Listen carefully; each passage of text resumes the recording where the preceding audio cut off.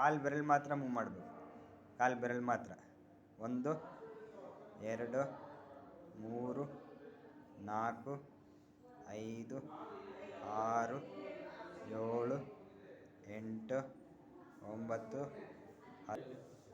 ಹಾಂ, ಹೌದೌದು. 1 2 3 4 5 6 7 8 9 10. 1 2 3 4.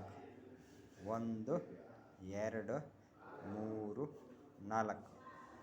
1 2 3 4. ಕ್ಲೀನಾಗಿ ಮಾಡಿಸ್ಬೇಕು. 1 ಕಾಲು ಒತ್ತಬೇಕು, ಪಾದ ಒತ್ತಬೇಕು. ಹಾಂ, ಪೂರ್ತಿ. ಹಾಂ, 2 3 4. ಕೈ ಕೆಳಗಡೆ ಇಟ್ಕೊಳ್ಳಿ. ಕೈ 2 ಪಕ್ಕಕ್ಕೆ ಇಟ್ಕೊಂಡು ನೆಲದಲ್ಲಿ ಇಟ್ಕೊಳ್ಳಿ ಕೈ. ಹಾಗೆ 2 3 4. ಆಯಿತಾ?